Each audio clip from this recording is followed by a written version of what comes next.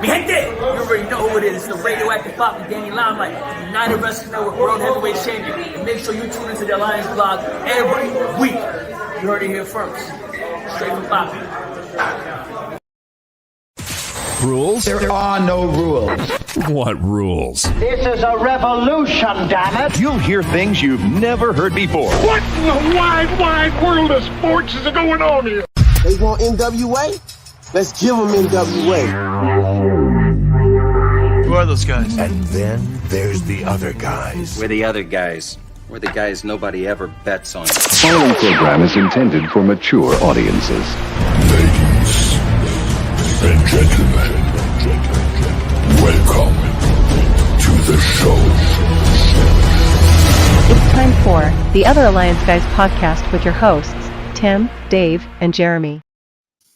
Good morning, good afternoon, and good evening, and what can we tell you? We are the Other Alliance Guys, a presentation of alliance-wrestling.com, your number one source for news, information, and interviews. You guys check out Mecha Wolf last week? Such a great interview. That was 2 hours that went so fast. Crazy good. For the National Wrestling Alliance, my name is Tim. This is Jeremy and Dave. How you guys doing?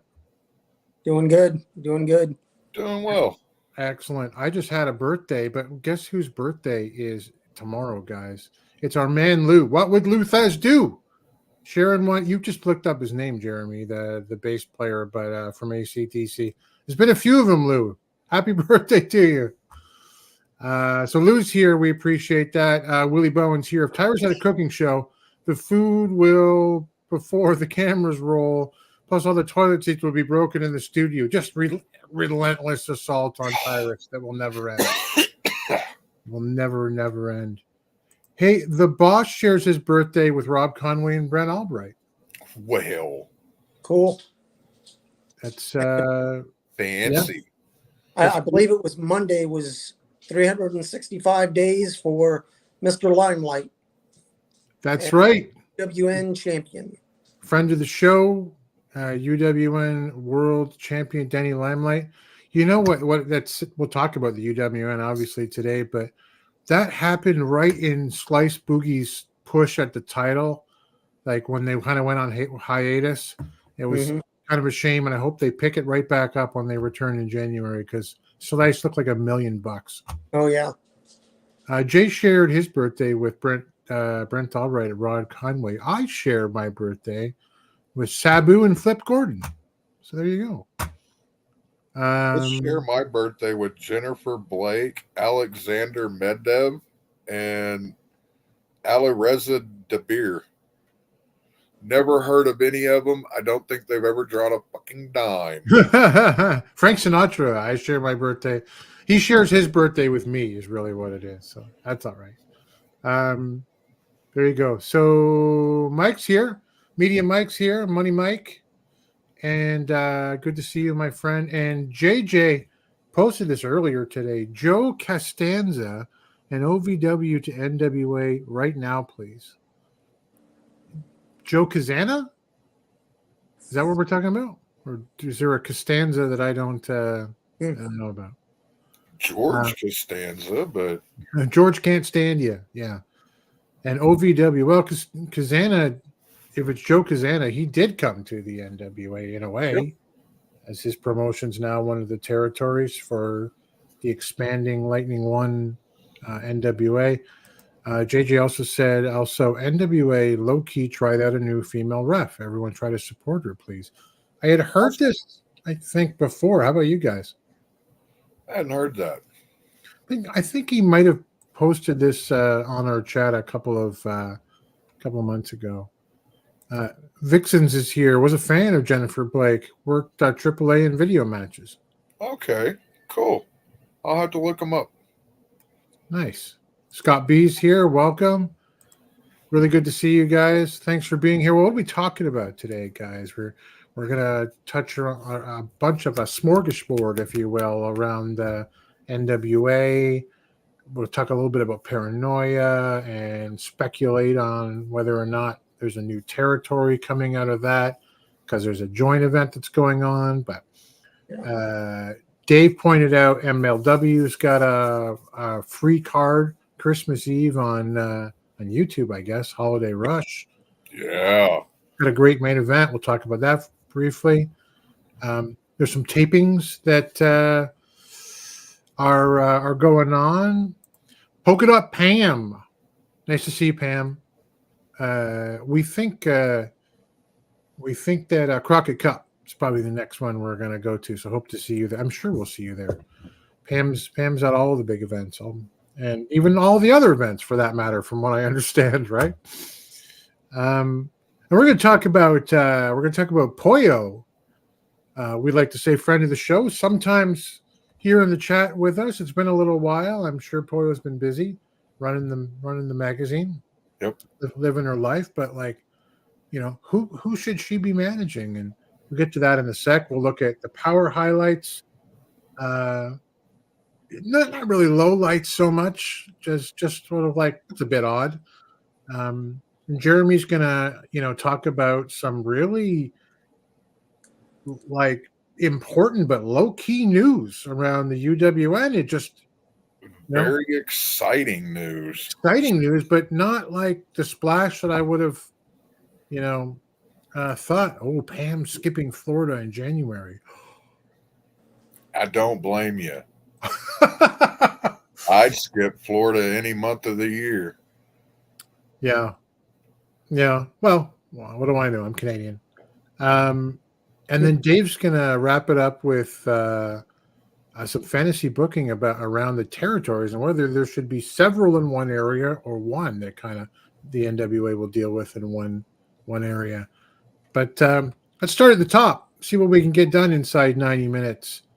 Hey, Scott B says, great to see Pollo has done the work Pollo has done updating the NWA website. Yeah. Very cool. Yeah, man. I like the roster page. I did some work on that today, and I didn't put it up. So there you go. I'll grab it now. While we chat, but the roster page continues to grow, on the NWA website after kind of quietly appearing there this week. So that's been amazing. But just a couple of things. I always like to kind of seemingly in the last month or so start the show, guys, with some of the positive stuff going around the NWA, and there's been a lot of positive stuff. This is my favorite. Hasn't showed up in the I can't get that. Hasn't showed up in the mail yet, but should be here soon. Look at that, man. Look at that. The non-binary nightmare. Look at that t-shirt. That is man, that's gnarly looking in a good way. Yeah. You guys ever watch or read Neil Gaiman's Sandman series? Reminds me of Azazel, but anyway, so cool. And all of the proceeds for. Sorry, go ahead. I haven't read it, but I've cursory glances, and that's a very good comparison. Yeah. It's a great piece of art. You can find this on the NWA shop.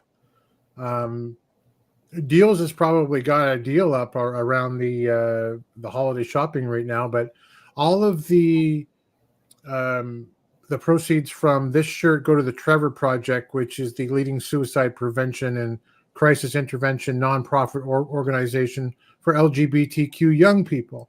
And I think that's an amazing thing to have out there. So great on the NWA, great on Max for that one. It's just a cool looking t-shirt. Willie says he shares his birthday with former Genesis lead singer Peter Gabriel. What? It's pretty great. I love that dude's videos back in the 80s. Oh, yeah, man. Yep. Yeah, I remember Big Time. That one always stuck to my head. On Salisbury Hill. Anyway. Yep. Sledgehammer was a crazy one. That's right. Willie says Coastal should be a wrestling territory system. We're going to talk precisely about this in a couple of moments. Noob & Co. is here. Welcome, my friend. Good to see you. I was trying to find something. Oh, the other positive thing. Just around the corner, guys. NWA's got some people in. How do I do this where we're all on the thing again? It's just crazy. Here we go. The Iron Claw with Zac Efron and Jeremy Allen White from The Bear. Great show, by the way. Very good show. Also from Shameless, which was a great show, a very long-lasting show. But, Thrillbilly's in this as Terry Bam Bam Gordy and Brady Pierce as Michael P.S. Hayes. Yep. Who else we got? MJF was in this as Lance Von Erich, I'm told. Yep. Yeah. So that's going to be great, and that's a great thing for them to ride. Of course, and they got Paranoia coming up January 13th in Florida. This is the one Pam was just saying she's going to miss, unfortunately, which is followed immediately by the TV tapings over at WEDU in PBS in Tampa. I did see this before our friend James H. Jackson Jr. sent me that one, but yeah, it's great news. It's positive stuff, and there is a connection with CCW. Actually, I guess I didn't put that overlay up either, but you've seen the CCW connection, Dave, with the joint show that's coming up? Yes, I have, and it's one of those of rather than run a show the same night in opposition, let's just do a joint show. They already have the venue, so they'll have, I believe, the tapings first. Then they'll have Viva Revolution. Yep, there it is. Following it, so I believe the tapings are like 7 to 9 or 7 to 9:30. Then they'll clear things out, bring people back in, and they'll have the NWA CCW combo show. Yeah, and it should be pretty fun. And I've been looking into CCW a little bit. I love their branding, The Last Territory. I almost want the shirt based on that alone. But Ruthie J is one of the connections through the NWA, and Tom Latimer wrestles there. Ruthie J's their ladies champion, I believe, women's champion. But beyond that, I know it's been around for almost 20 years. They got QT on this poster here, so that's pretty interesting as well. Yep. He's no longer with AEW, as we know.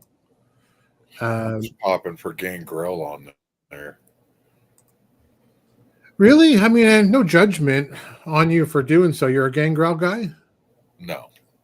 Oh, you were being incredibly sarcastic. I love the fact that the guy's still out there and doing the damn thing, but I wish he didn't have to be.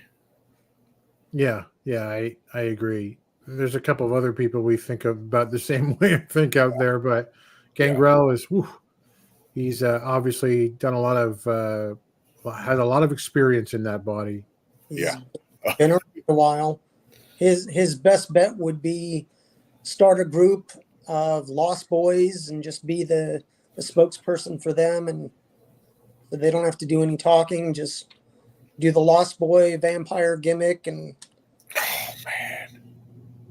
if MLW hadn't picked up Raven for the Calling, he would have been perfect. Yeah.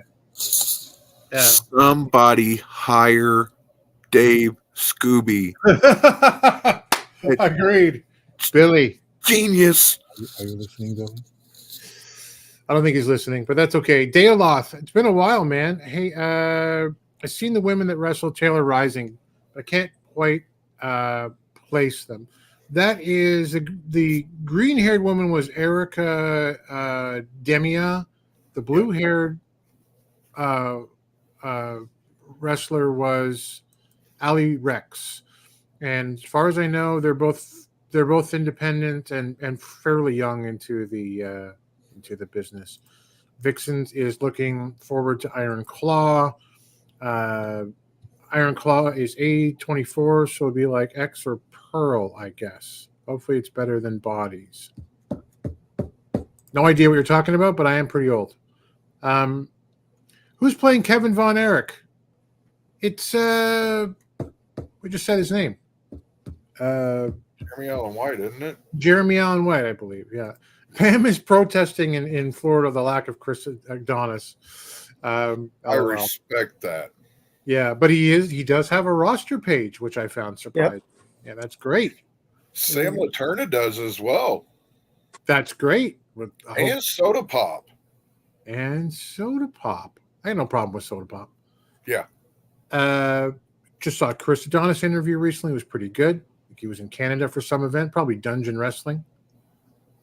Or he might be the champ right now. I think he is. I believe he is. And he'll be doing some wrestling down in Mexico come January. Nice. Yeah, he is a world traveler, as they call him on the NWA page. That man gets around. Never a big fan of QT. Yeah, I mean, I don't know nothing about nothing when it comes to AEW. I don't watch, but I'll take your word for it. Gangrel was going to do that gig in AEW, do that Brood thing. Okay, but House of Black, I guess, was before that.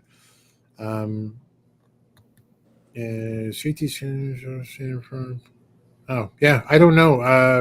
I am not familiar with Ali Rex. We'll talk about that match as kind of one of the, for me, a little bit one of the downsides is, I don't like three-way matches anyway. It was a bit rough, I thought, but it got Taylor Rising the win last night. Yeah. As Noob points out, and that's really, it served its function.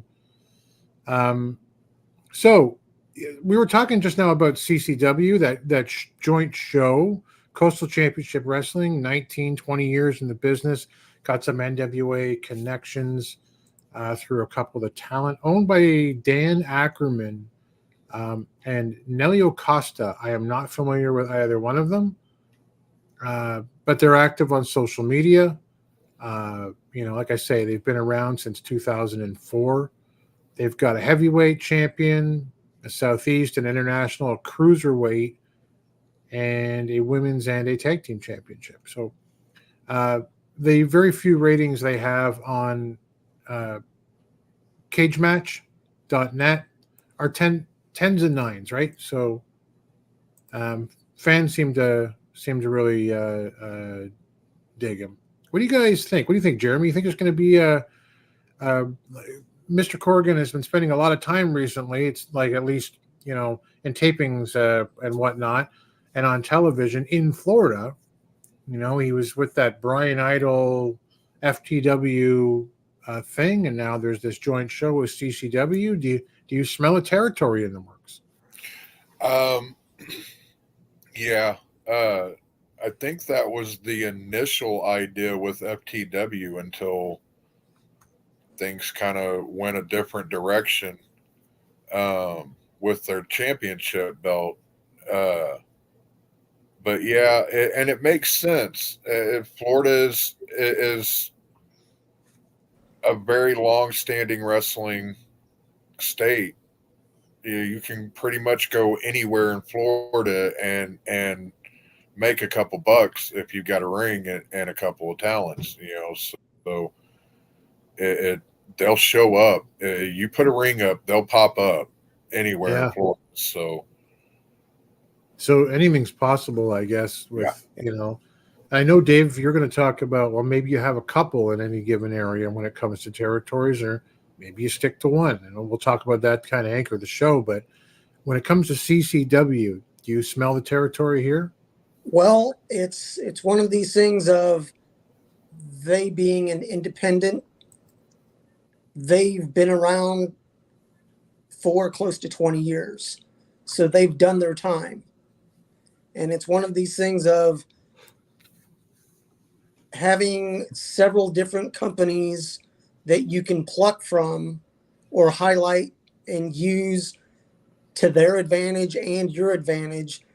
If everybody can get along and nobody gets butthurt, I think it's a good thing. This territories, whether it's one in one specific area or two in a 90-mile radius or three in a 120-mile radius, the more you have, and if they're willing to work together, they're basically doing their own show with the added addition of the NWA. Right. So it's one of these things of make it work, and hopefully you get bumped up the ladder. And it's good for everybody involved. It can be better for certain talents if they can move up or down. If they can move up to the NWA and be at some of the tapings, that's cool.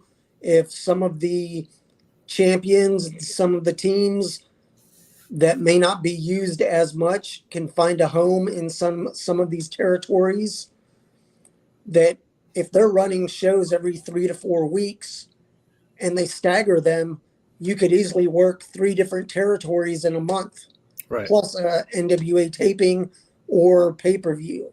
Right. So if everybody gets on the same page and just they can figure out when they have events, or if they want to do a joint venue, a joint venture in the same venue, where like CCW is, their home is in Florida, but while NWA is there for the tapings, rather than run against each other, hey, let's work with each other and build each other up. So I look at it as a win for everybody, unless certain people or promotions choose not to work the way Billy would like the NWA to be looked upon in doing the territory system. Right. Hey, but it's just one of the things of they'll just have to put everything down on paper and figure out who's working where, when they can do shows, and if they can all work together, everybody wins. Right. Yeah. And largely, despite all of the trappings of my youth around me right now, I'm a business guy. So is Mr. Corgan. So are whoever the owners of CCW and, Mr. Kazana over there in Tennessee, and EC3. These are business guys, and everybody's here to make money. And everyone's going to have opinions, but as long as as you say, everyone can get along, great things can happen. And I think they will. I think it'll start off pretty well. Where some talk about the three-way dances. It started, three-way dances started. It was like everybody had to lose, and then it went to where the champion didn't even have to get pinned. Talking about the three-way dance that we were mentioning from Power from last night. Scott B says they can be good if they can be done well. It's been so long since I saw one I really liked. Yeah. It's just, they have tag matches, DLS says, where they have like 4 teams, which is really annoying too. There are versions where only 2 teams are in a match at time, complicating it even further. Strange Battle Royal kind of tag matches. You guys remember the reverse Battle Royal in Impact? You had to throw a guy into the ring? I don't know. Reminding me. Yeah. Willie says Calvin Sullivan's the booker. I knew he was down there. So is in CCW. So is Fonzie. Bill Alfonso. And who am I forgetting? Gangrel, right? So there you go. And speaking of Willie, Kevin Von Erich will be played by Zac Efron.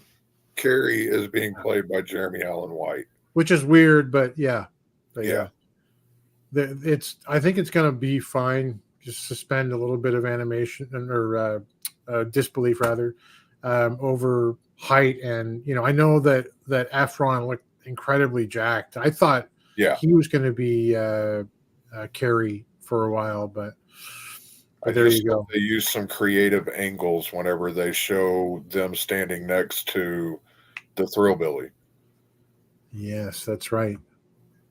Yeah, kind of that Tom Cruise level of creative action. Yeah, they'll have to. It'll be glaringly obvious if they don't.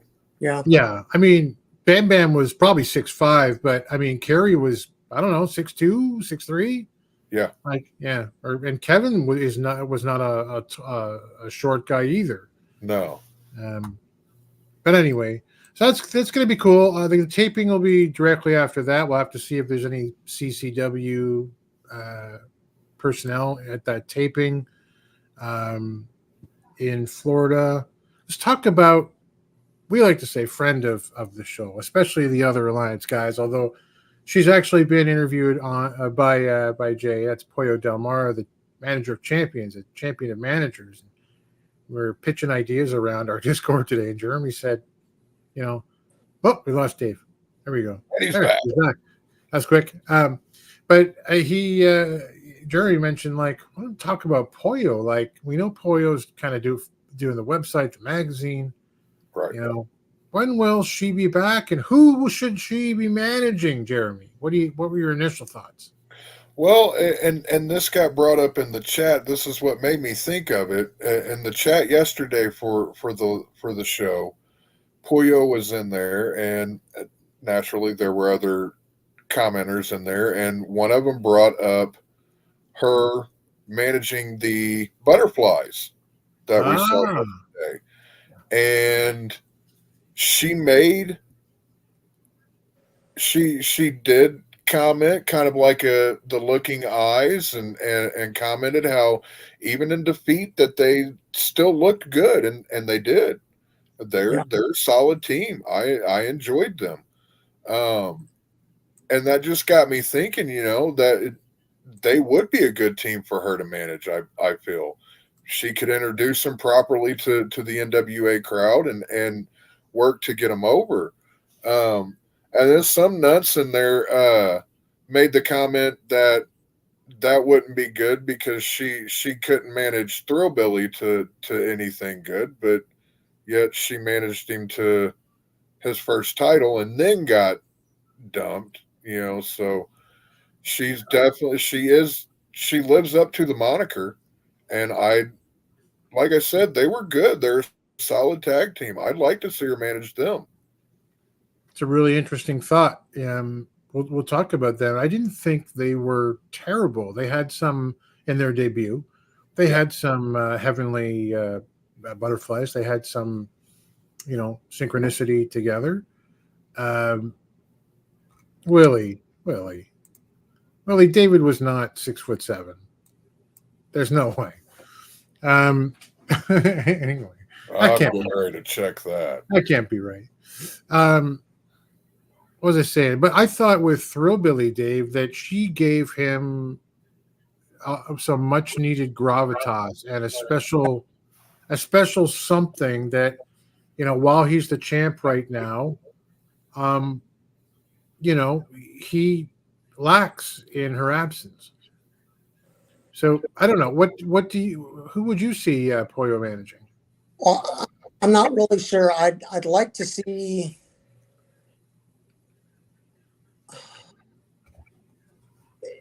It's hard to say. I mean, they still have the storyline in place of her and Thrillbilly. So I'm not sure if bringing someone from the outside or I don't know, maybe like I know they're quote unquote still a tag team, but Mims and Dak Draper, that if Mims is busy doing the TV title, if they're not going to be a tag team as much, Dak Draper could use somebody in his corner. Dak has the size and could possibly go after that national championship. That's a really good point. You know what I immediately thought of when you said Dak Draper was, I don't know if you guys have ever seen it or are fans, Rocky Horror Picture Show. Yep. Yeah. And how Rocky, right? Rocky was built on the slab. He's all oiled up in every scene. And wouldn't that be great with that Pollo character? Yeah. Yep. Yeah. That would be amazing. And David Von Erich was built at 6'8", so which means that wrestling he was 6'4" to 6'8". Hey, if he was billed at 6'8", apologies to Willie. I never thought he was billed that size. I didn't either. The guy that they've got playing him is 6'2". Okay. So. Yeah, the Von Erich brothers wasn't midgets. No, they weren't. Absolutely true. Apologies, Willie. I'll give you that one. De La says, I'd have Pollo manage someone who's like Dixon. There was that partner that Thrillbilly just trashed last week. No. That'd be interesting. Vixen says, I prefer Paulo managing baby faces. I still worry about some fans' behavior if she's a heel. I think that behavior probably will exist either way. Unfortunately. And I think that Pollo in the way that she presents herself is, probably certainly used to that stuff right now. Taylor says putting Pollo. Go ahead, Jerry. Sorry. She definitely just lets it roll off her back. She doesn't even give it a second glance from what I've seen in the chat and stuff. She's real quick to just let them go. Yeah. That's how they feel. That's how they feel. Yeah. Putting Pollo or So the Butterfly is kind of overdoing it. You need a contrast to make that work. I get what that's saying in the hat on a hat kind of idea. Yeah. Somebody said, probably in the Discord, that the guy from the Butterflies with the face makeup reminded them very much of Adrian Street. I went, of course. Yes. And Miss Linda was not super over the top, right? Miss Linda was, so maybe that's a good point too. But we've only seen one facet of, only got to see one facet of Pollo's character. So that's true. And money, power, respect, right? Isn't that her stable that she's involved in elsewhere? And very serious with that one. Yeah. So that's some good options. I really like that Dak Draper one. I do too. I like her. I would like to see her. I couldn't pick anybody precisely, but I would like her to take two guys who haven't maybe succeeded as much as they could, and kind of a brief storyline, like a Judas comes to mind, right? As like, look at the size of you, and you haven't done the damage that you could do, and somebody else, and form a tag team in kind of the way that Aaron Stevens formed Blunt Force Trauma, and just kind of gave them that oomph and then made them the next big thing. Yeah. And I think that Pollo has that ability as well. I'd love her to, maybe a Talos even would be a good one too, to team up with. But Judas is your small guy. What's that, Jeremy? That could be interesting. Yeah. I still think there's some exploration to be done with Daisy Kill and Talos. Yeah. But they have had titles together already. Yeah. Let's see. Noob, the number one fan of Natalia Markova. Next week's card for NWA Power is going to be so good. The Southern Six against the miserably faithful. And as much as I love Natalia Markova, a mixed tag rematch, and I hate rematches. Yeah, we'll see how that goes. Rocky was 155 in the first movie, be claimed as heavyweight champion. Correct. There you go. Hey, we can never crap on Sylvester Stallone for any of the movies that he's done. He wrote, directed, and starred in Rocky. He won an Oscar for that movie. I mean, wow. And he wouldn't give it up those type people would say in the beginning, we'll buy it from you, but we want someone else to play Rocky, and he said no because he bought in on himself. So kind of like that. Noob and Co says going to find a better way to introduce Brian Idol, like have him cut a promo, have him go after the TV title, the national championship, or have him do a squash match or two. I'm fine with him being the one who is squashed myself. What do you guys think? I'm good with that. Yeah. Let me see. Trying to edit a lot here. Hey, Matthew Underwood's here. Welcome, sir. I barely even remember the Rocket guy before Blunfustramo. Sort of. I don't remember that guy either. I don't know who you're talking about. Good old Marche. What happened to Marche? We lost him about the same time we lost the Red Dog. Yep. Yeah. That's all you need to know about him. Yeah, that's fair. We're all talking about Rocky now. That's Henry Winker helped Rocky get his rights back after selling Rocky. Yeah, there's a lot of great stories around there. Okay, so that's our Poyo. Let's talk about the highlights and lowlights from last night. Heavenly Butterflies debuted. They are. I'm going to say it was Andre Fabu. I think that's his name. And that's right. Yeah. And I think it's Anthony Donati. If I got that one right. So I'm not familiar with either one of them. They served their purpose in the match against Daisy Kill and Talos, who are coming off that miserable, affair or reign, I guess I want to say, as U.S. Tag Team Champions. But we can't blame them for that. That was thrust upon them, I think, unknown to them. We've told that story before. We've heard that story from, other shows around the Alliance. Dave, what'd you think of the Heavenly Butterflies and how they clicked or what they had to offer?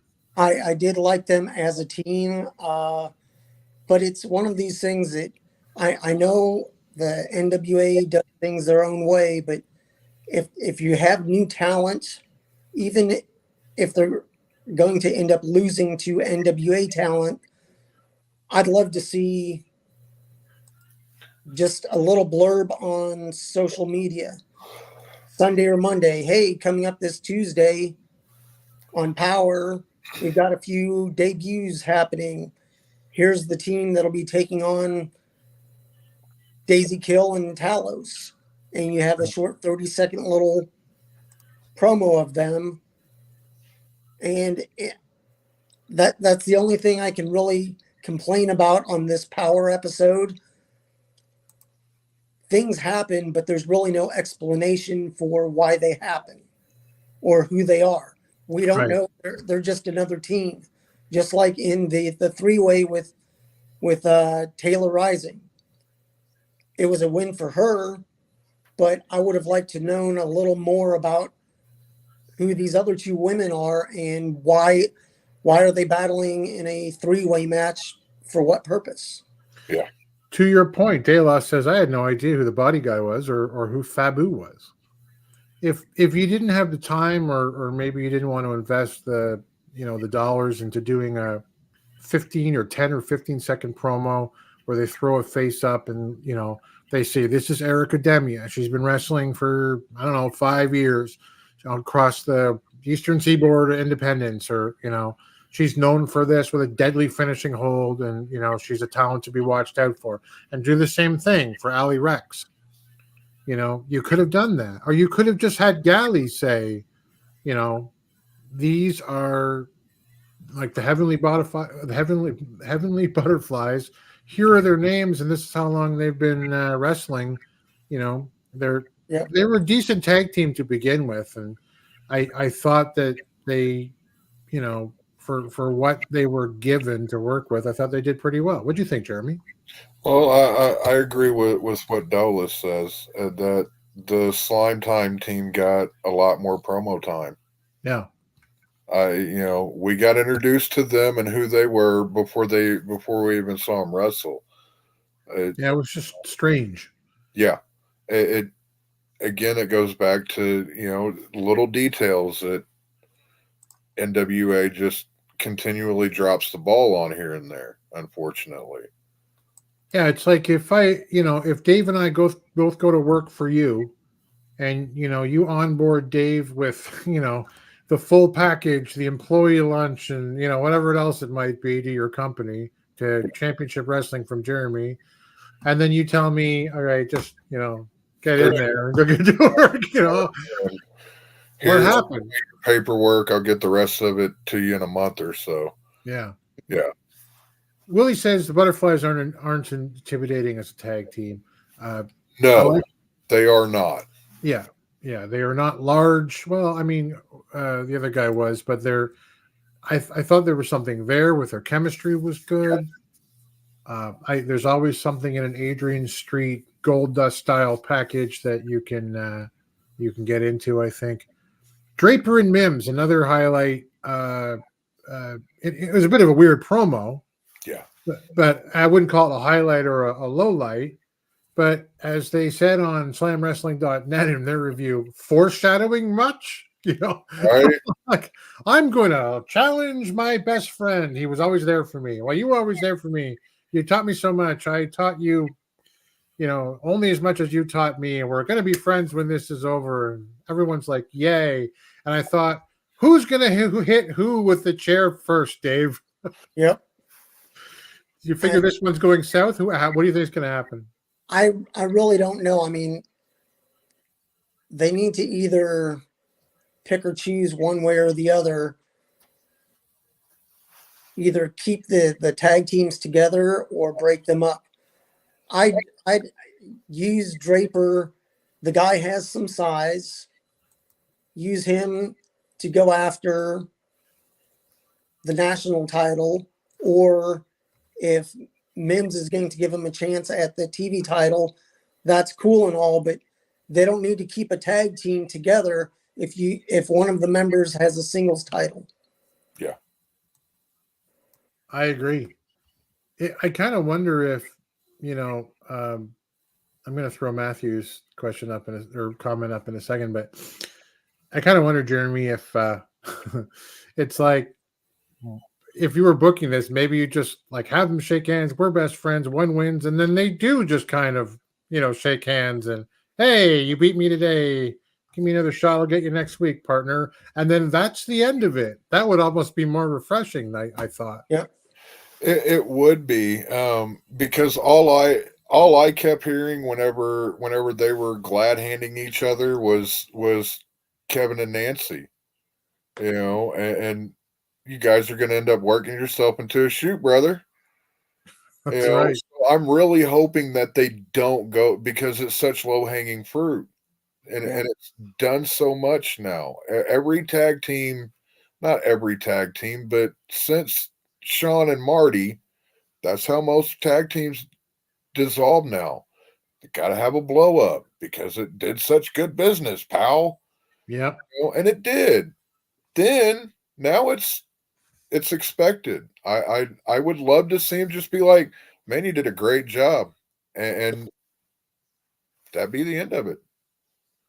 Yeah, they were going for the Predator shot with Arnold and Carl Weathers at the end there, eh? Yeah. I thought exactly the same thing. Now that you say it, yeah, I can't unsee it.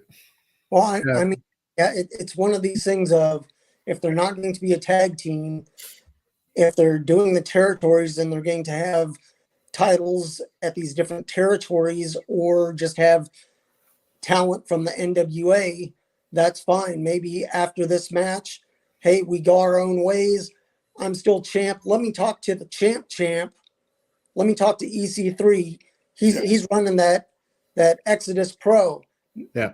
They have a tournament. Maybe we can send you up to Cleveland, and we can get you in that tournament. Boom. Yeah. Representation of the NWA there. Plus, it wraps up the storyline in the NWA. but it keeps the story going outside in a territory. Yeah, and if they're still buddies that way, like Draper and Mims, there's good for Crockett Cup. Yep. You know, yeah, I'm up here in Cleveland, and he's down there in Tennessee, and we're gonna meet up, and we're gonna rock Winston-Salem and whatever it might be. The weird continuity things we were talking about a second ago. Matthew gets it. How about Joe and Danny completely ignoring Tim's return to the ring, not asking any follow-up questions about the Jax versus Trevor and Burchill match that ended with a heel-ish turn? I mean, I don't know, man. Like, NWA ought to talk about some of this stuff. So, I don't know. Mims is doing better on the mic, De La says. I kind of like Doc Draper, so if he gets a title shot, so be it. Southern Six needs 3 more members now. I think part of what remains fun about the Southern Six is that it doesn't make any sense that there's only 3, unless it's the number of fists in the ring. I don't know. Willie says Burchill should have a good future with the NWA.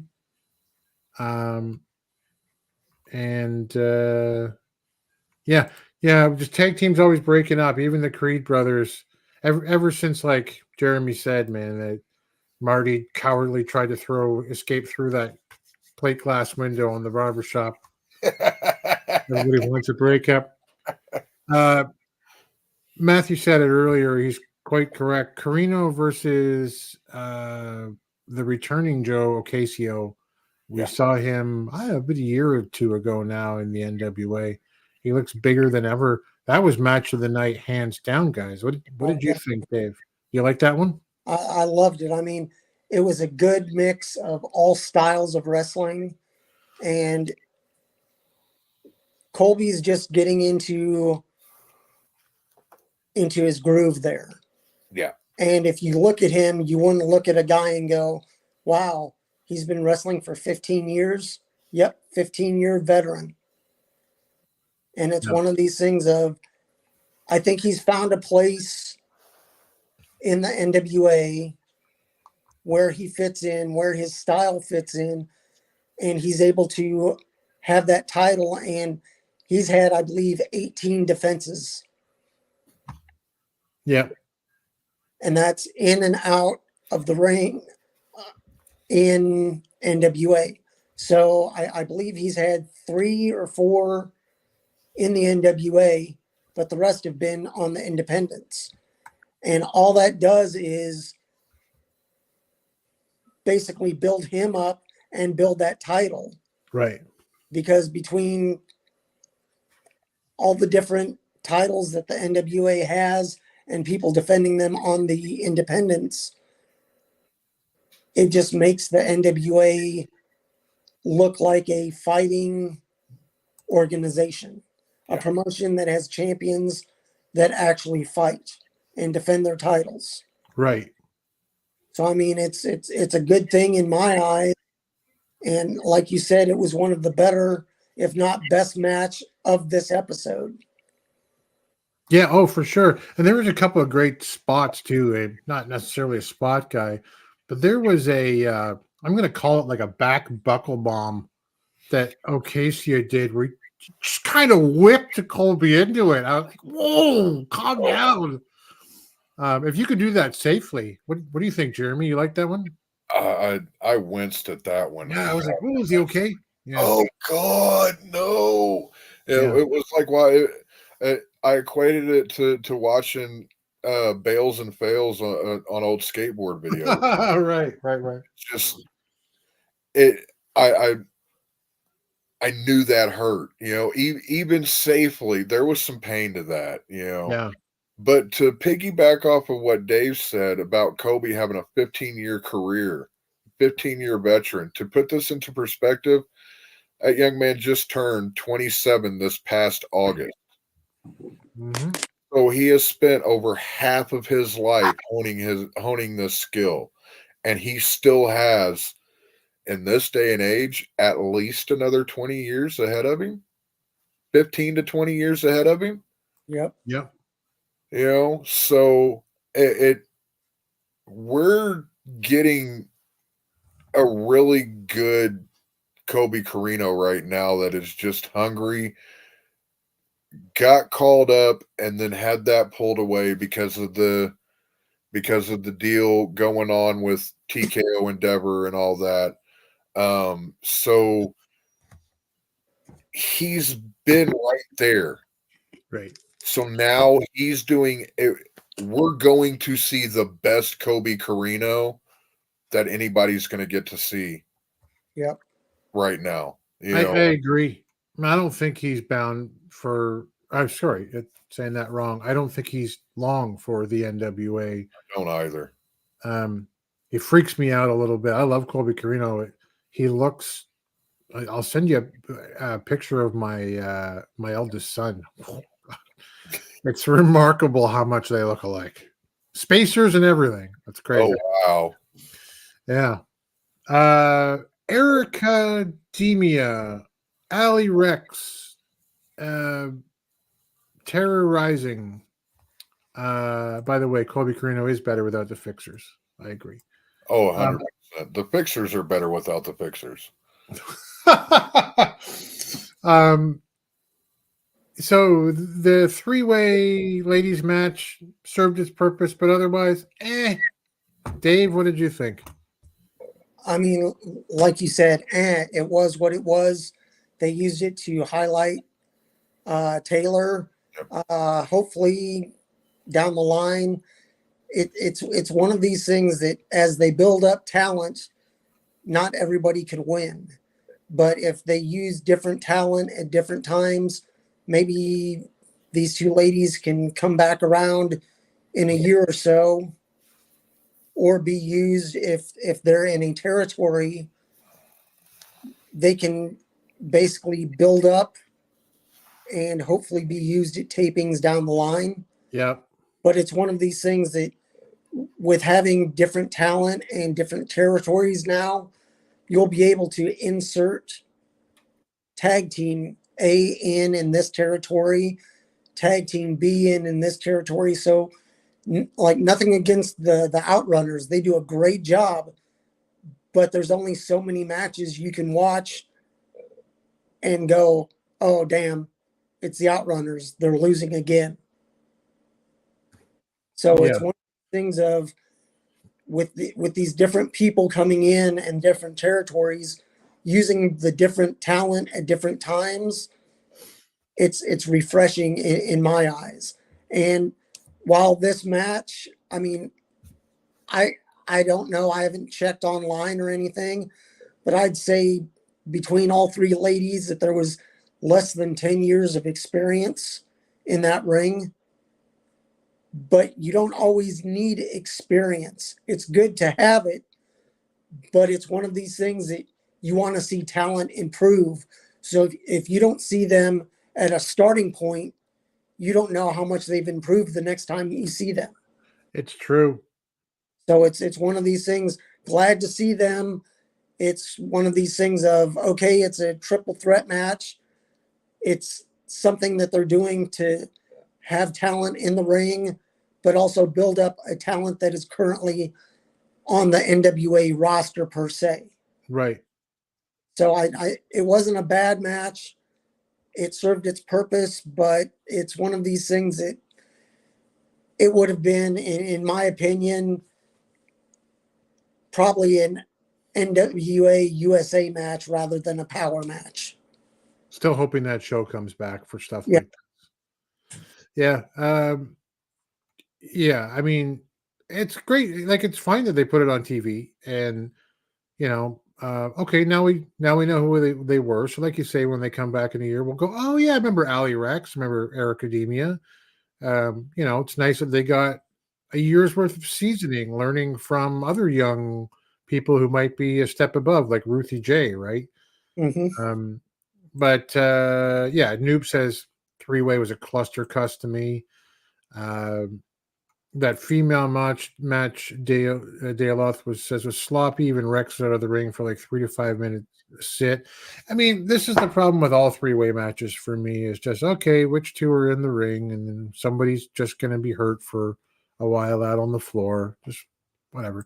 Not all talent, Scott B says, loses the first match. We all saw it in Tiffany Nieves' debut.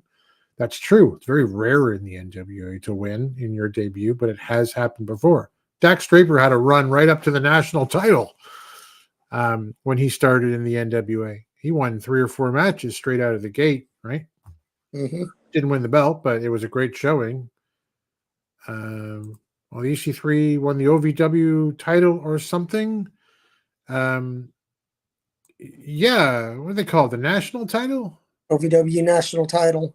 Yeah, second tier title to their OVW championship, right? Yep.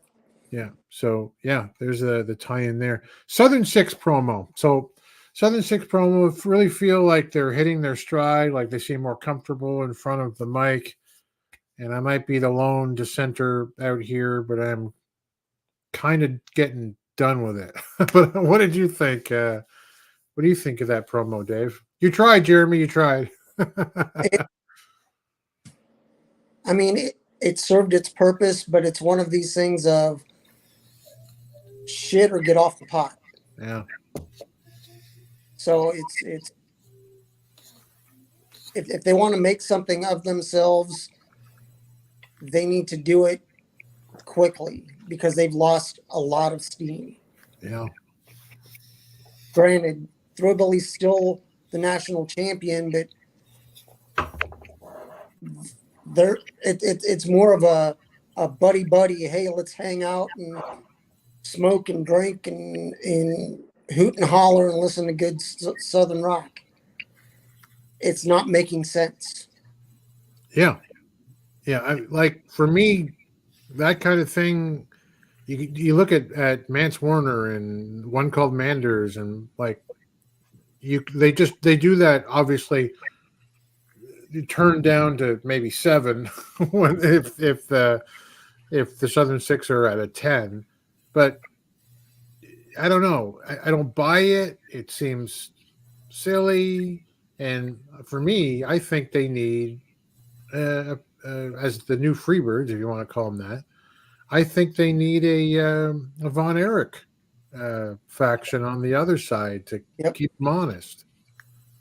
I think without that, they're just kind of out there doing their thing, and I'm not sure I really care. Matthew says, yeah, they need a goal.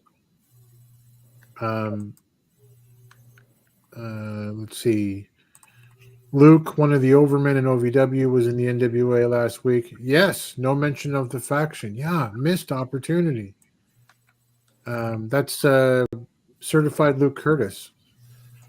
Retro! Good to see you, my friend. What's up, Sam? The Southern Six promo was good, although I don't know how much benefit Thrillbilly is getting for being a part of that group. Even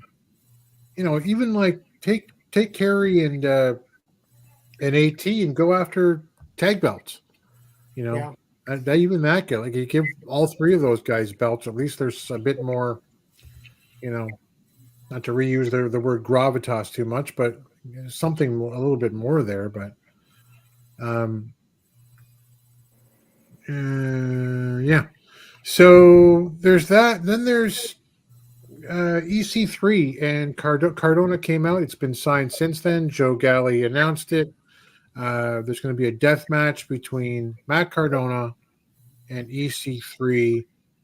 Jeremy Cardona challenged EC3 to a death match on the show from a videotape segment from his office, I guess. I don't know. And I'll ask the chat really as I ask you, is Cardona versus EC3 something people want to see? Does that draw money? My wife says yes. I say no. What do you think? Well, he's the indie god, right? So he has to be a draw. If you can't call yourself an indie god and not be a draw. I agree. I don't know if anyone in the NWA wants it though. And the NWA fandom wants it. I don't. I was over Cardona after his first run. I can't get past him being Mr. Woo Woo Woo. You're always. I'm sorry. I haven't seen much change from Matt Cardona and Zack Ryder as far as attitude or anything. They're both obnoxious. They're both a little over the top. You know, you're always going to be Zack Ryder to me, bro. Yeah, I mean, I can get past that, but I'm with you on after the first run. I think it was his idea. We've heard that to lose to Rolando a couple times. Yeah, but just the advantages that he gets and expounds upon about being able to go anywhere and make good money and hold a dozen belts or so also has a takeaway side where I don't care about you so much because you're not really a full-time NWA guy. Yeah. Rosville's listening mobile. Awesome. Thanks for being here. Dave, am I wrong? Tell me I'm wrong. It's okay. Well, it's one of these things. Unfortunately, I don't believe you're wrong, or I don't believe you're fully correct. It's however you look at things. That Matt Cardona, unfortunately, was injured his first run, and they were never able to recapture the spark because Matt is used to doing live events and very few tapings. It's hard to keep a story going when Cardona is involved if it's taped and not live. He feeds off the energy of a live crowd, and even though it's taped in front of a live crowd, you get instant gratification at all the live events that he goes and wrestles at, whether it be GCW or he's now in MLW. But I just want them to finish the story that whether it's time for Matt to move on, I'd hate to see him move on because I think he does bring some eyes to the National Wrestling Alliance. Mm-hmm. But he was never able to gather up and continue the story of the nostalgia and all that he's the savior of the NWA. Right. That they had to move on from that. So he's sort of in a holding pattern. He's here, but his storyline got moved to the back burner. Right. Yeah. So I'd say, it's one of these things. If he moves on, cool. If he doesn't,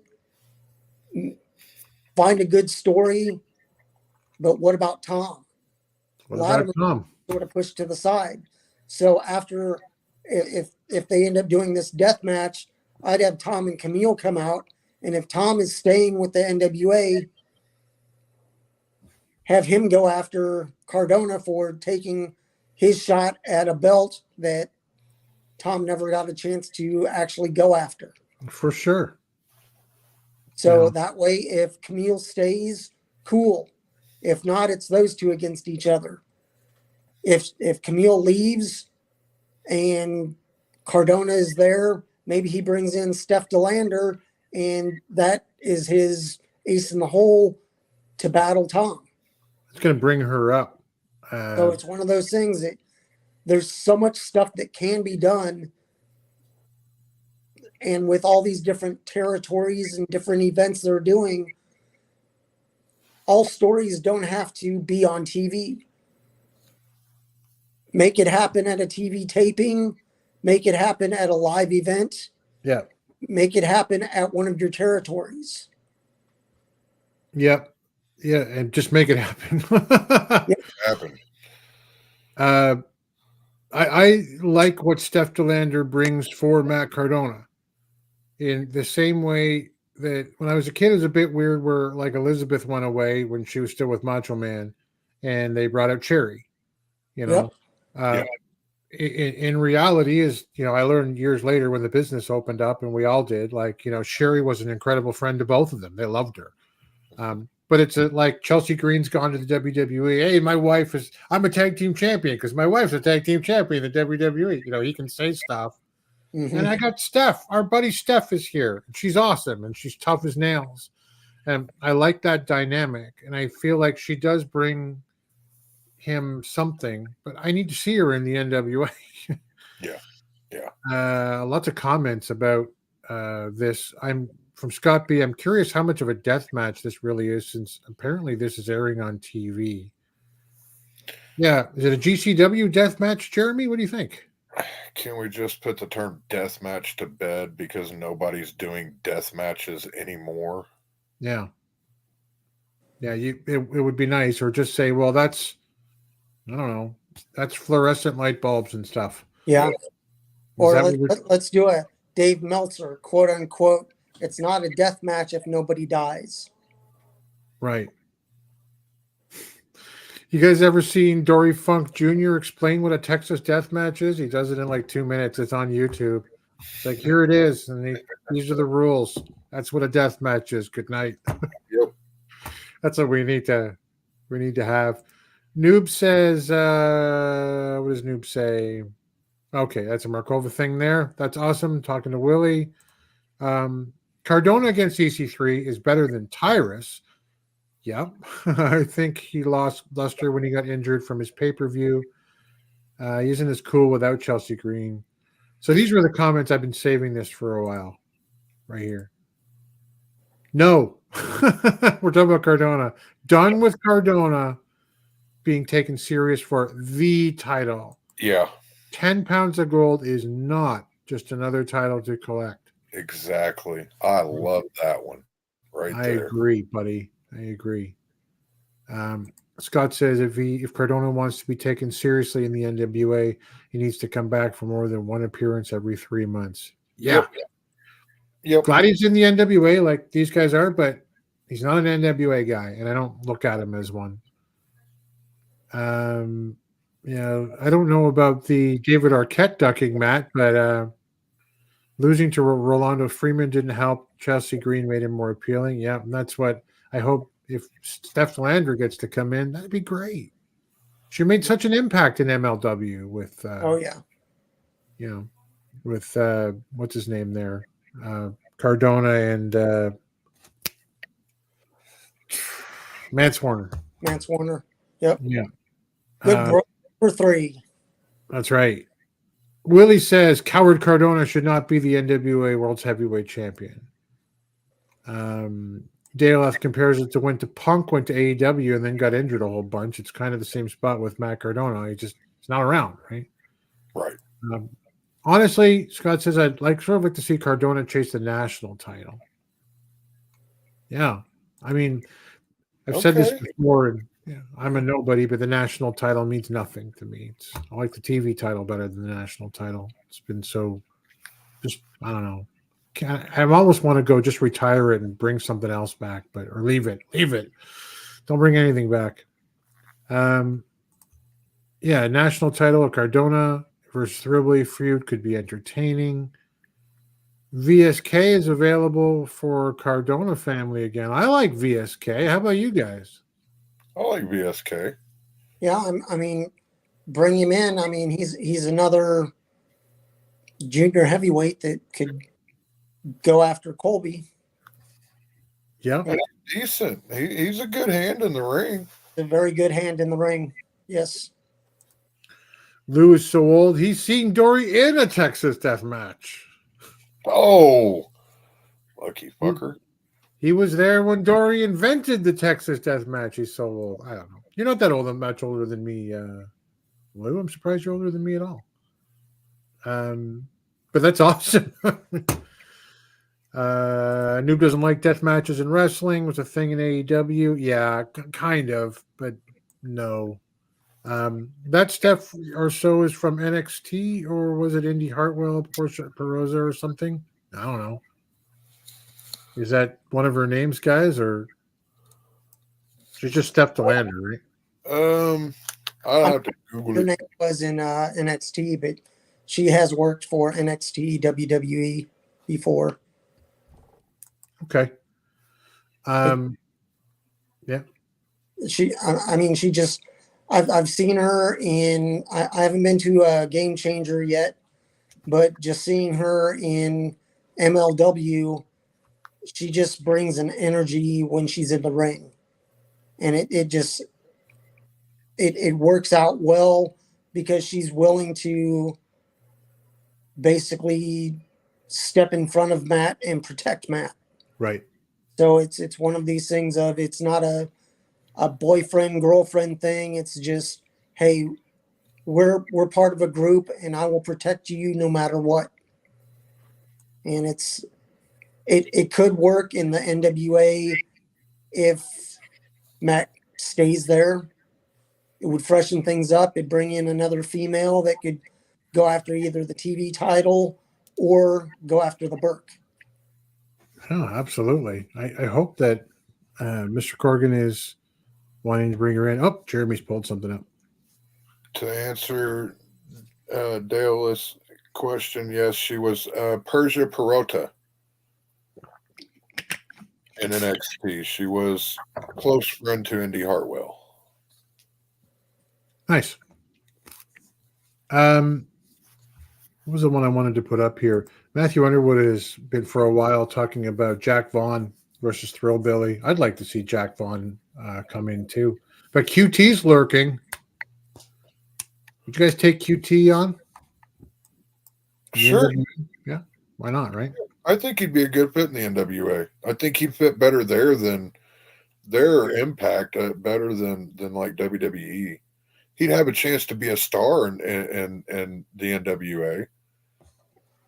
And I mean, bring him in. He has a path with AAA.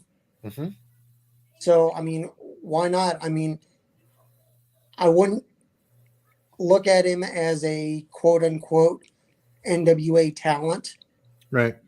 But, I mean, if he's part of the Nightmare Factory and he's able to have connections with up and coming wrestlers and getting them some possible bookings, why not use him? Yeah.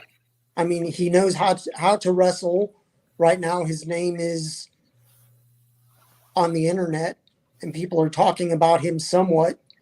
So if the NWA can use him, I mean, there's another week, and then all the old NXT WWE stars are able to sign or appear on TV after doing their 90 days since they were released.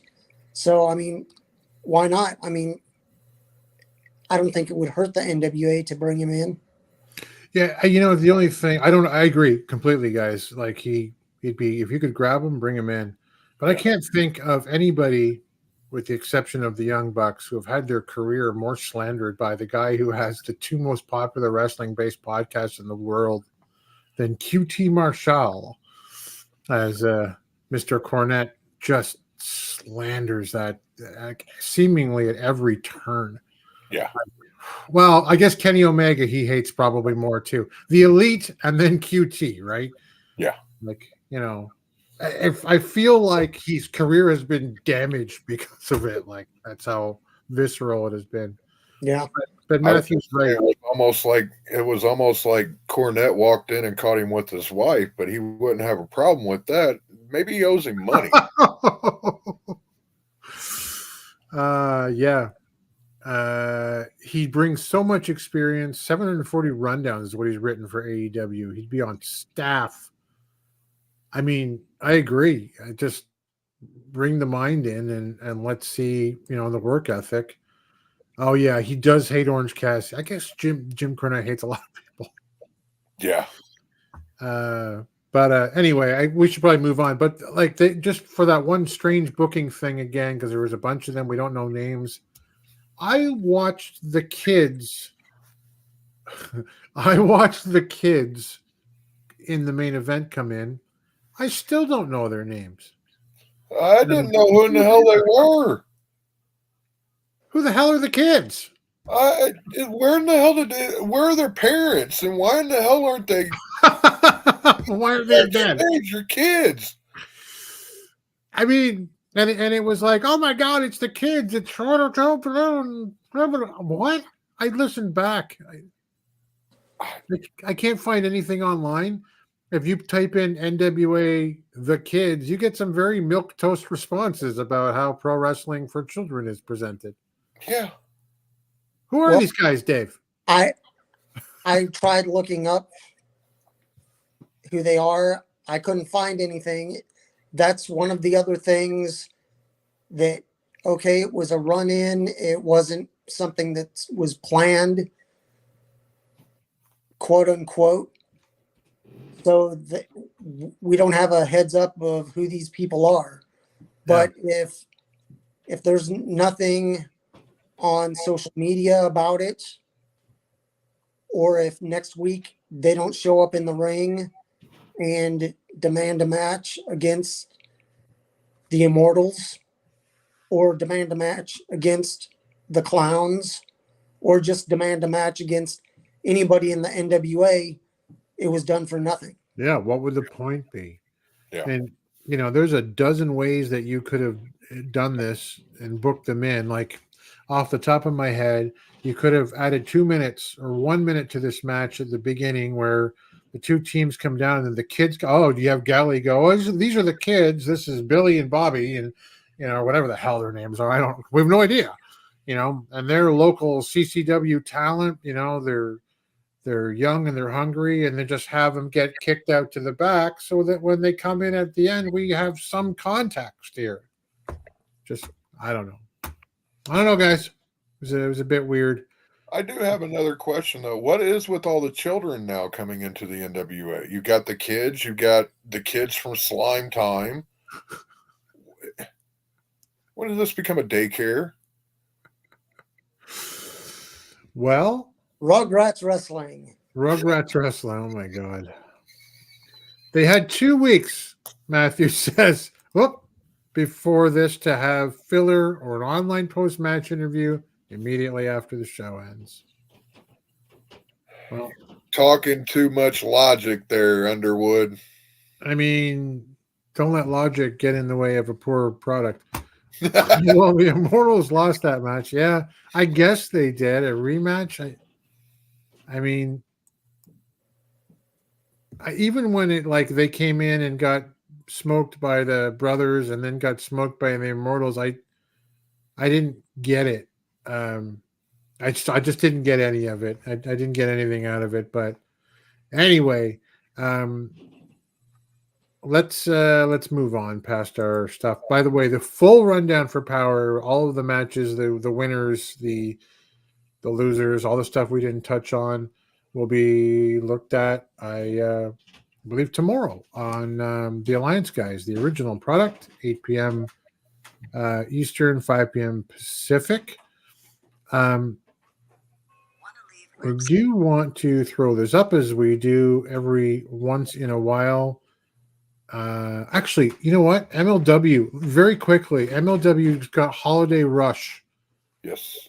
And this is something, if you're like, yeah, it's nice that you guys talk about other stuff, and MLW, I don't watch it. This is your opportunity to watch MLW for free at home on YouTube on Christmas Eve. You're not doing anything Christmas Eve. You're just sitting there with your dumb family, or no. Even if you are doing something on Christmas Eve. Yeah. Anyways, wrestling's always a good watch. That's right. Look at this. 8 p.m. Eastern, okay? So on that show, because I did look it up, I won't go bother you with all the matches, but you do have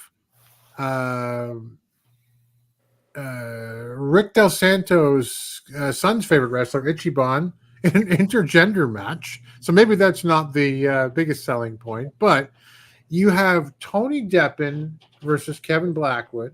Oh, you've got the Second Gear Crew versus the Beaumaye Fight Club in Alex Kane, your world heavyweight champion, and Mr. Thomas. Thomas. Yep. The people. Yep. And you have Jacob Fatu versus Alec Hammerstone. What? In the main event. Free on TV. What else do you want? Jeremy's losing his mind.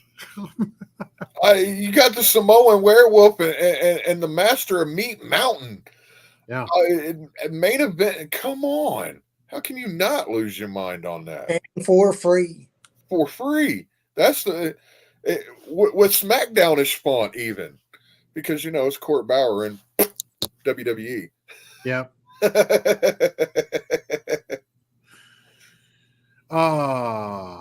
So listen, 24th, 8 p.m. YouTube. You know where you will be, unless that's a Thursday, in which case, oh wait, is that a Wednesday? 24th. No, it's a Sunday. There you go. I was gonna say, is it a Wednesday? You'll be watching us. Never mind any of that. Anyway, you are more than welcome to that, sir. You can use the Master of Meat Mountain anytime you want. There you go. We have lots of friends around the Alliance, inside the Alliance, outside the Alliance. We love Gary Horn and the boys over at the This Is the NWA a podcast live stream. They had Colby Carino on just the other night. Rick Del Santo over at Pro Wrestle Zone. All the best stuff from the Northeast. Take 30 seconds and watch this and get his YouTube channel favorite. PWZ Podcast with Rick Del Santo. For all your wrestling reviews, interviews, and news, Rick covers the United Wrestling Network, the NWA, and the Northeast region of the United States Independency. PWZ keeps you in the zone.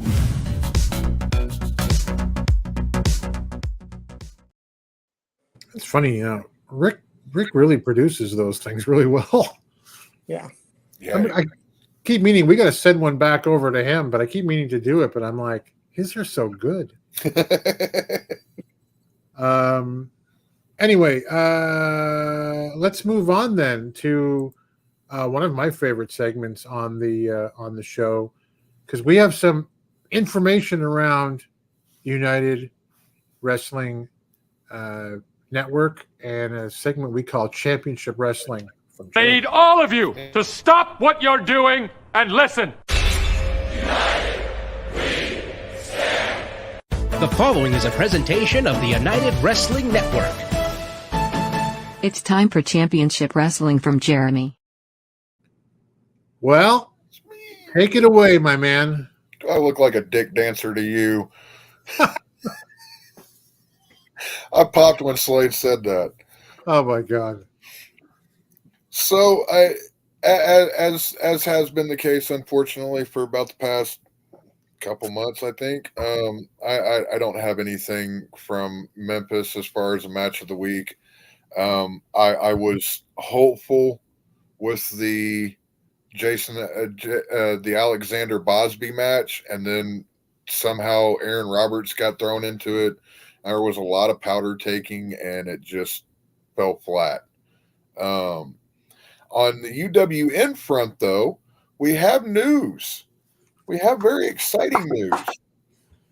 Two great companies, one great team. Ironheart Pro Wrestling is excited to partner with the United Wrestling Network for Championship Wrestling from Minnesota. Ooh. The great state of Minnesota. I'm gonna get that picture up. Keep talking. It just kind of flew under the radar a little bit. I didn't see it whenever it popped up on social media, but Ironheart Pro officially joins the United Wrestling Network to bring our action national. The UWN is a governing body for professional wrestling promotions in the U.S. and Japan that formed in 2013. Tomorrow, we will film a pilot to establish Championship Wrestling from Minnesota. That is big news for the UWN. Exciting times are afoot, fellas. Yep. That's exciting. And you've got January 14th, I think, right? February the 14th, yes, because that did get bumped back, and I think smartly. So this could get done, and they will debut, I believe, around the same time. So it exciting things are afoot. I stay tuned for more news. I'm sure that in the coming weeks we'll get more from David, and I will pass it along in here. As I say every week, if you're not watching the UWN and all of its affiliated products, you're not a dick dancer either. You're an asshole. I mean, recently it's been understandable if you're not watching it. 100%. But I got to stick with the gimmick on this. You got to stick with the gimmick, buddy. I get it. Or they're arguing about Tyrus right now. Hey, Chris, good to see you. Yeah, that is super big news. We don't have anything else. We hear things, but we'll wait for more. That there's, other things. It's exciting. I'm excited to see the UWN return. I know that there was a taping announced actually just before. I think you said it right in the Discord before we went on the air as well, right? So yeah, that's great. It's great, man. I hope to get back my UWN fix. So does my daughter, who's a big UWN girl. Okay, let's bring it back home with some more NWA. I'm going to let the chat talk about Tyrus, and nobody I know called Minnesota called it great, only saying it's really cold. Jesse the Body Ventura always referred to it as the great state of Minnesota. That's a really good impersonation of Jesse. I love me some Jesse the Body. Let me tell you. By the way, speaking of Minnesota, the home of Brock Lesnar's kids, I believe, right? And have you guys seen his daughter? Bro, I've seen pictures like that for years, and I just thought it was like tabloids, like, of course Brock Lesnar's daughter is going to look like Brock Lesnar, but no, Brock Lesnar's daughter looks like Brock Lesnar. Poor kid. I thought, and I think Cornette said this after, like, I saw it, I listened to the podcast. I thought somebody had taken Brock Lesnar and put hair and, a woman's muscular body on it. I'm like, oh, that's not funny. I'm like, oh my God. Anyway, so for those who haven't seen, Minner's roller. Minner's roller. The Brock daughter is not from Sable. No, it's from his first wife. Yeah. Man, she's identical to Brock in the whole facial area. She's tall, she's big, and she just set a Colorado, I think, state shot put record. 31 feet. Oh my God! But if you were a small child that she chucked that far, Brock is a crock. Listen, man, Willie, you got to get in the Discord, buddy, because I said we're talking and it just kind of came out. But who's like one of the people you immediately think of like as legit in real life? And someone, it might have been Matthew, said it's Brock, right? Yeah. You look at Brock Lesnar. When Brock Lesnar was in the UFC, I remember Joe Rogan saying, like, 1,000 years ago, you saw somebody like this, you stepped on a boat onto your coastline and you ran in the opposite direction. Yep. He's a human physical specimen, and his daughter is the same way. Yeah. So great for her, and just I couldn't believe it. Anyway, what are we doing? Well, these guys are. Yeah, Chris, you're late, buddy. We've already gone through this. We didn't go through the Championship Wrestling from Florida show. We'll do that next week. Brock Lesnar's only got to win the UFC Championship after pro wrestling. After pro wrestling, yeah, I guess Severn already had his title before the NWA. Anyway, over to our other favorite segment. If I can figure out how this thing works. Our fantasy booker, Dave Scooby, wraps it back up with the NWA in the segment we call I Respect You, Booker Man.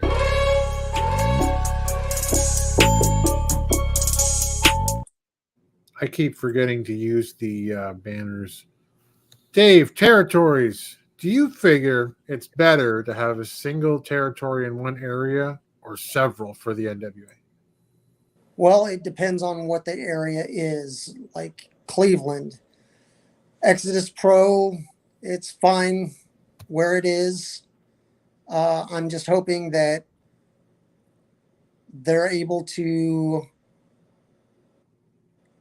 use Exodus Pro and the NWA in building up this territory or this promotion. But the thing is, a lot of the people that are in the Cleveland area, a lot of the wrestlers also do work down in Louisville, down in Kentucky. It's about a 3-hour drive. So you have a lot of talent that bounces back and forth, which is a good thing. If you watch wrestlers, you know what OVW is. Al Snow is there. They recently have some new backing. So I'm hoping that they expand. But there are several talents that bounce around, either OVW, Exodus Pro, and some are even in the NWA. So it's one of these things. Right now, Exodus Pro is fine in Cleveland by itself. But I'm looking at OVW. And there's some people that are like, oh, it'd be great if OVW partnered up. Yeah, it'd be great if they did partner up, but I don't see them as a territory. They're good if in a way of allowing talent to work both OVW and NWA and other territories if possible. That's a good thing. But right now, I don't see myself. I look at it as OVW. They've been around for years. It would be a step back for them to become involved directly with the NWA, in my eyes, in my opinion. If anything, it could become a battle for a champion where OVW and NWA actually battle over EC3 on who gets quote unquote property of a champion. That back in the day, you had your different territories. You didn't have the internet. You didn't have, all you had to basically follow was TV and any magazines. And TV and magazines were anywhere from 2, 3 to 4 weeks behind what was actually happening. So OVW, I could see some talent working as many different places as possible. But right now, OVW, I think, should stand on their own. And if anything, down the line, become almost a, I don't know,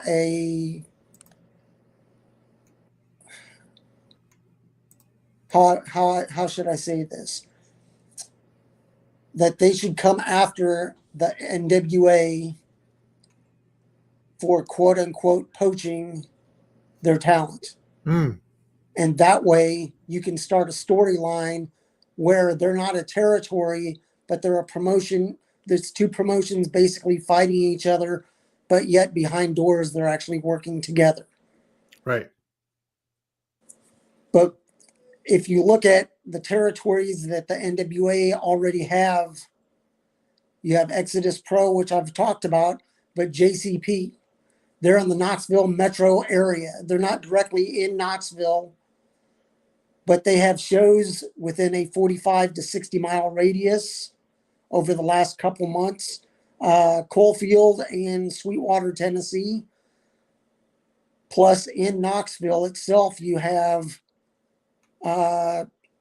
Dr. Tom and the Big Red Machine, Glenn Jacobs, with Jacobs Pritchard Wrestling Academy. Right.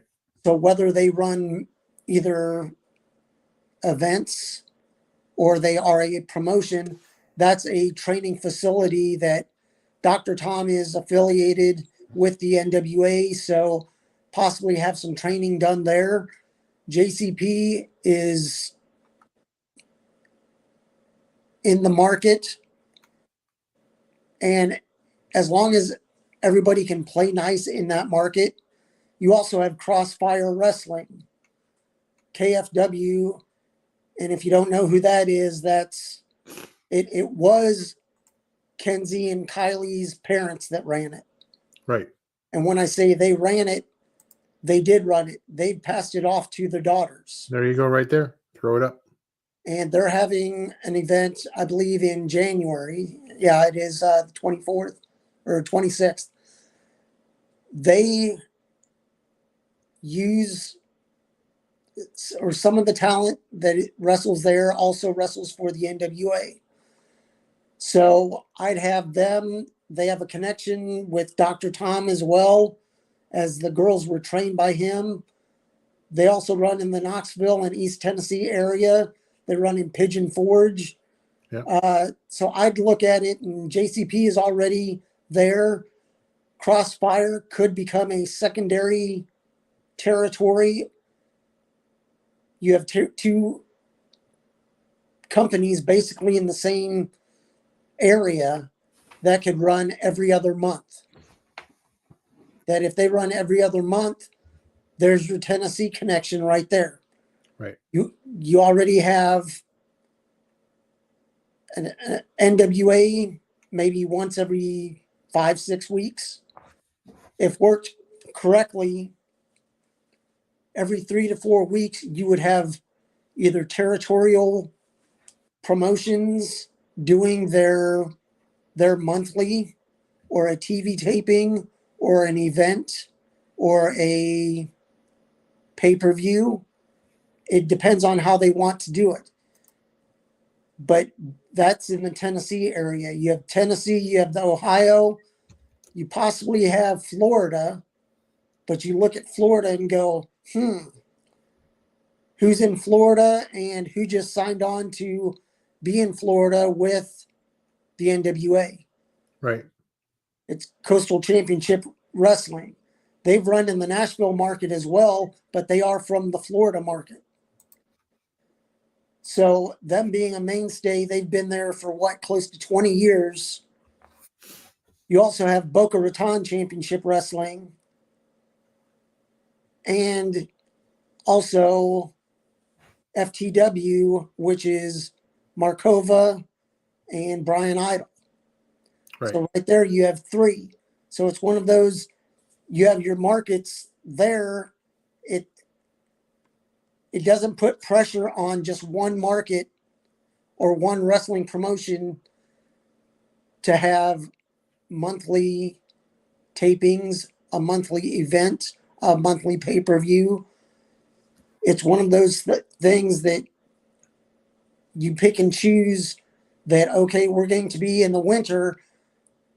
Let's do 3 events down in Florida because it's warmer weather.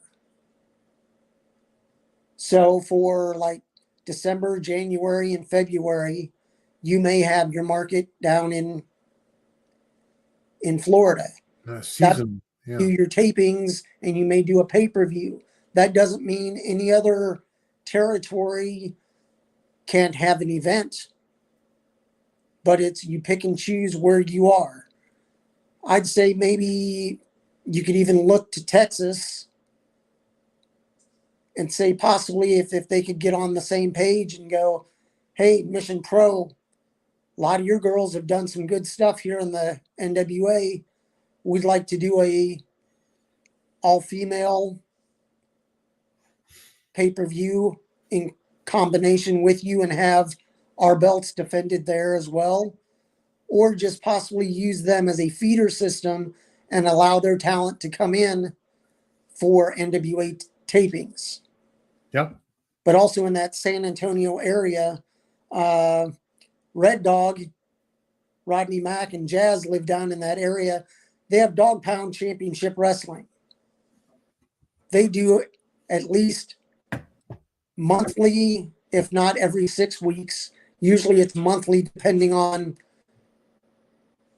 how they book things. But they have a promotion that they run as well as a dojo. So they can use their talents as well as bring in talents. So there would be a Texas market for quote unquote your winter months. Right. I'm also looking with as much as the NWA was a Southern product, especially when they became WCW. I'd love to have a territory in the Carolinas in the future, but I'm looking at 6 to 8 territories fully. If you look at it over the next 2 to 3 years, they don't need to push things. Work it and go, let's have 2, 3, or 4 in the first year or so, see how that works, and then maybe every 6 to 8 months, add one. But you have to take baby steps. I agree. See if it works with 3 or 4.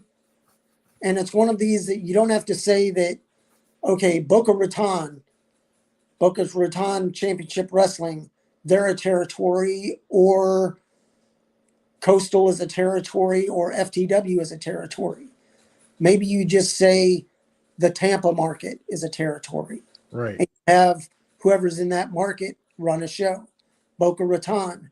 Or you have, it's a combination where you may look at it and go, okay, well, FTW is a good promotion, but if you were looking at baseball, they'd be a single A or a double A team. Whereas Boca Raton or Coastal has been around for quite a while. So let's go with Coastal. They'll be our major league, quote unquote, wrestling. They'll be our major league territory in that market. Right. And you can either go up and down, and then you have Coastal work with FTW and you highlight it that way, where it's not a specific wrestling promotion like in Cleveland, it's Exodus Pro. That you may look at it and go, okay, in the Florida markets, we have, in the Tampa area, we have this show. And this show uses these 3 promotions, that it's all done basically as a co-promote. That it's not a specific territory with just one wrestling organization. It's everything's co-promoted, that you either work with each other or we don't work with anybody. Right. So, I mean, I'm just looking at if they can get 4 good solid ones. They have 2 right now. And I mean, I'd like to see JCP work with the Page sisters on doing a big show once a year just for those companies, as well as working with the NWA. As you work with each other, you make each other stronger. That's right. So I'm looking at maybe 1 more or 2 more territories added in the next year if they decide to do that. But like I said before, baby steps. Do it with 2 or 3 territories. Make sure it works. Then you can expand. You have a template to work with. And you just make adjustments as you go. If you add another one, okay, well, that means instead of once every 4 weeks, it gets bumped down to once every 3 weeks that we do a taping. Right. And with these territories, if there's NWA talent at these shows, make sure it's recorded. Record those, give highlights, use that for your power programming, or even use it. I mean, if you have your champion EC3 out defending the 10 pounds of gold and he has 3 defenses in the next week, put together a 3-minute package, or at least film one of his matches. And that's where you can either highlight it on YouTube, highlight it on your social media, or if they decide to go back to NWA USA, it could be a territory show where you highlight the belts that are defended in the territories and the territorial champions.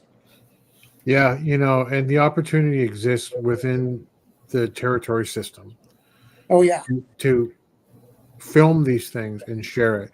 And if NWA USA was NWA affiliates, territories from around the United States, yep, in Canada, then that would be amazing. Like, this week on NWA USA, it's Joe Kazana Promotions as Thrillbilly defends the JCP title against, blah, blah, blah. I agree. There's all kinds of stuff. Matthew says, I think they'll have 5 territories by 2025, Scoop. I think that's a fair bet. Yeah. He also says you think you need a territory in the deep south, Gulf Coast, like Houston. Yeah. How about Dallas-Fort Worth? We can have DKM run it. Yeah. A lot of people don't know this. DKM actually doesn't stand for Devin K. Mercer. It stands for Daisy Kill Mercer. That's his real name. Did you guys know that? Did you hear that? Did you know this? Daisy Kill Mercer, DKM? I heard murmurings of it, but Daisy Kill M, that's what he is now. I'm going to spread that around. It's a rumor I'm spreading. So does he also play I'll help it along. You like ukulele, eh?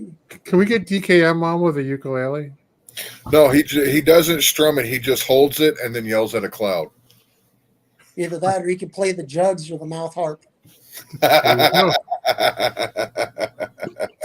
Good night, everybody. Boing, yep. Dog killing Mercer? No, never. No, dog will never die. That's it. That's all. Thank you, Dave. Thank you, Jeremy. Thank you, everybody in the chat who are having a much-spirited debate over whether or not the NWA can run a show during Mania weekend, something Dave Scooby proposed 2 or 3 weeks ago on this show. Everybody else does. Why not? Yeah, I mean, the argument is that from Big Chris Dog that there is not enough fans to go around for watching all this wrestling on the same weekend.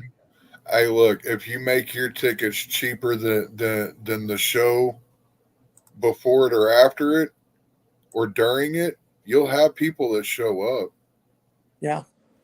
Yeah, I agree, but we got to get out of here. We're at the 1 hour 45-minute mark.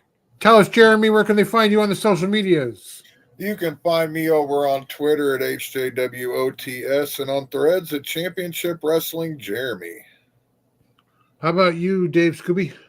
You can find me at Dave Scooby on X and Instagram, and at Dave Scooby, the number 1 over on TikTok. I am of nowhere of importance online, but Alliance-Wrestling is at TheAllianceBlog on all the social medias. It's in the doobly-doo down below if you're watching this on YouTube. Also, alliance-wrestling.com, your number 1 source for news and information around the National Wrestling Alliance, United Wrestling Network, MLW, various independents around the world. Join the original Alliance guys, the guys that we clutch onto the coattails of, and please, sir, may I have some more? We are the ragamuffins that get their I don't know what I'm trying to say. The scraps thrown to us by the originals. I'm just talking myself into a toilet bowl spiral right now. They're on here tomorrow night, Thursday, 8 p.m. Eastern. That's 5 p.m. Pacific for the Alliance Guys podcast. That's J Cal. That's Daisy Kill Mercer, and that's Jaden. And every Tuesday at 5 p.m. Eastern, 2 p.m. Pacific, it's the pre-party that hour before Power with the boss, J Cal himself. I appreciate you guys all being here. Thank you so much for being here. And until next time, just because Paranoia is the next big event coming up in January for the NWA, just because you're not paranoid doesn't mean they're not out to get you. That's right. Thanks for joining the stream. This has been a presentation of Alliance-Wrestling.com. We genuinely appreciate your support. Would you consider subscribing so you'll never miss a future episode? I'd also like to remind you we do a live stream every Tuesday at 5 p.m. before NWA Power. You can find us on social media at The Alliance Blog. And until next time, we are The Alliance.